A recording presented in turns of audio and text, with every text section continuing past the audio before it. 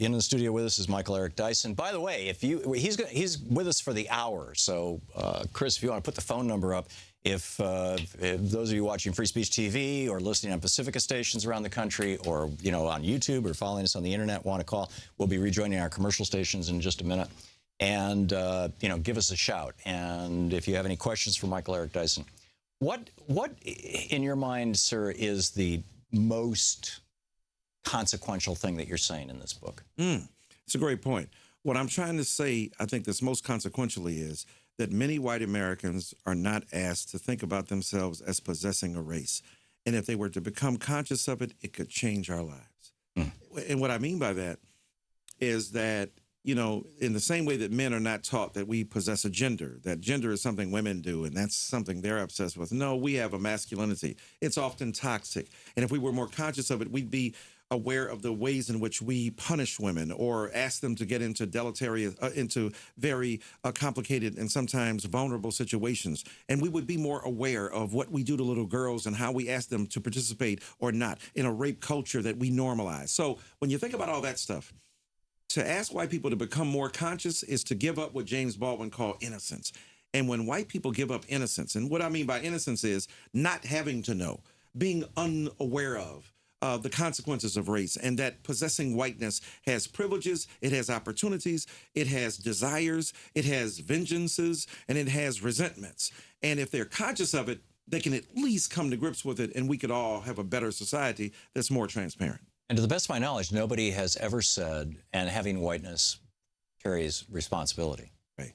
That's a great point. And this is one of the lessons that, we're starting to teach our young men, our boys, is being male has responsibility. That's now, right. Now that the whole rape culture thing has been exposed. That's right. But nobody's saying having whiteness, particularly male whiteness, carries responsibility. That's a great parallel. How do we frame that? Well, by saying it, first of all, and then people kick back and they push back and they get mad and angry. But we say, think about it.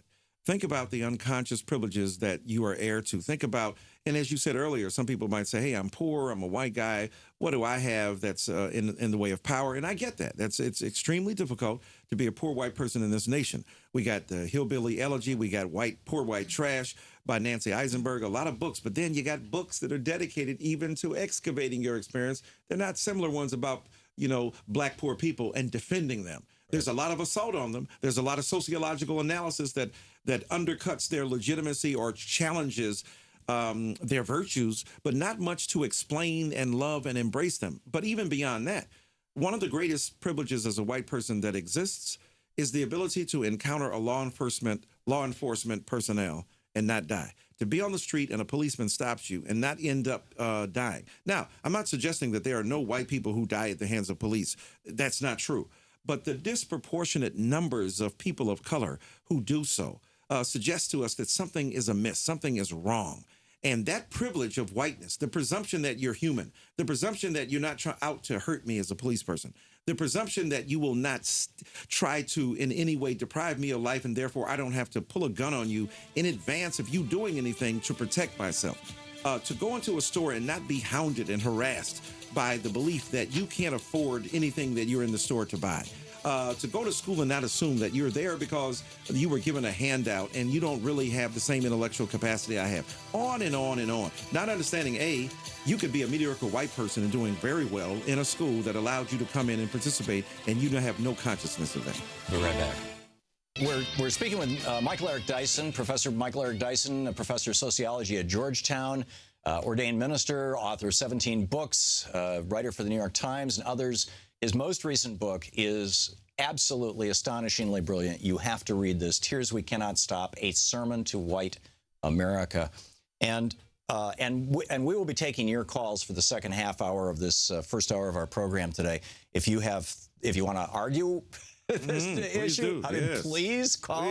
Please. If you have experiences you wanted to share, whatever it may be, we're talking race here for an hour. Professor Dyson, you mentioned just a minute ago, we were talking, and you mentioned one of the great privileges of whiteness is knowing that if a police officer pulls you over, he doesn't automatically assume that you're going to try and harm him, and therefore he's not going to kill you. Right. And one of the things that I don't know quite what to make of, but I think I'm getting a handle on it, is the phenomena of black police officers killing black people the same way white police officers are. It looks like, I mean, some of the statistics I've seen seem to indicate that the percentage of black people on police forces is not that different from the percentage of black people who are shot by black officers. Right.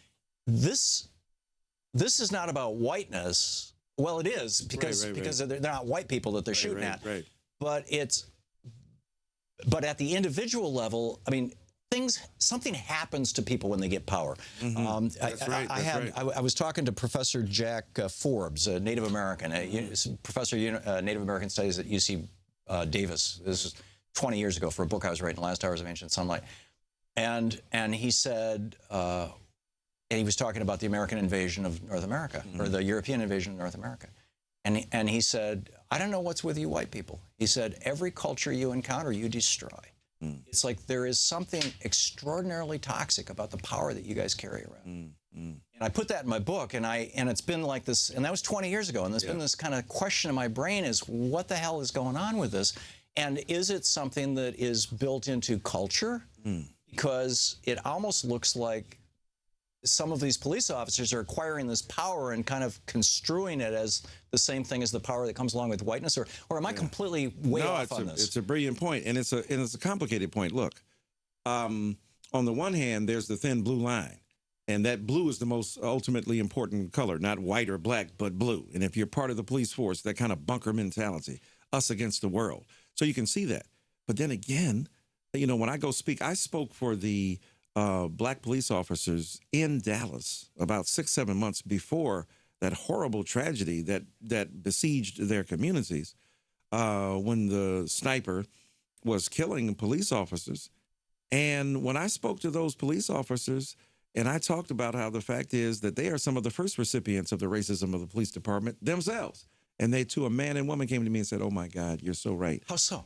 Well, because they get called nigger. They get called horrible things by their fellow police officers. They don't get promoted. The black officers. The black officers by the white police officers. They're the guinea pigs. Oh, yeah. But... And so here's the point. If you're a black police officer and you know what your fellow white police officer is doing, don't be surprised when they turn it against us. And we don't have guns or badges or the legitimacy of the state. When you saw 9/11 and that horrible day that will live forever in infamy, well, why is it that a disproportionate number of the police officers and firemen who died were white? Because there is a racial segregation going on to this day. Yes, there have been efforts made, but that's still a white man's game in a large measure. So the reality is that the fellow police officers who were black, and a recent study came out, it was in the New York Times maybe within a month, that talked about there's a widely divergent worldview between white and black officers. Black officers come up in many ways and don't assume that these people are there to harm or hurt them. They look like their cousins and uncles, and they know them more familiarly than do white officers who live outside the city or who are not black themselves. So even though you have implicit bias that all of us are subject to, all of us, black, white, brown, red, or yellow, might think that black people or brown people are somehow suspicious and we're skeptical of them, even if we're black and we're ashamed of the fact that we also respond in ways of, oh my God, I'm fearful, or what's going to happen now. Because if black people watch more television than anybody else, we will internalize some of the stereotypes that are pervaded there in ways that others do as well. So why are we surprised by the fact that we internalize some of the same white supremacist, unconscious, implicit biases that demonize and stigmatize the broader world around black people as white people themselves? So yeah, it's a complicated reality, but at the end of the day, I think that what we have to do is to become conscious of it, to mark those implicit biases, to try to guard against them as much as possible, and to be honest about the unconscious reflexes psychologically that come to bear when we're engaging in confronting another life. Because I tell you what, it can have lethal consequences. It's not the difference between, oh, I arrested you more gruffly than I arrested the white guy. It's that I shot you instead that I felt that I was under attack. It's that you look like a threat to me. So many of these white police who say that you are a threat to me are not just lying. They really believe that the black person is a threat. You're listening to the Thom Hartmann Program. Call 202-808-9925. We'll be back with your calls for Professor Michael Eric Dyson right after this.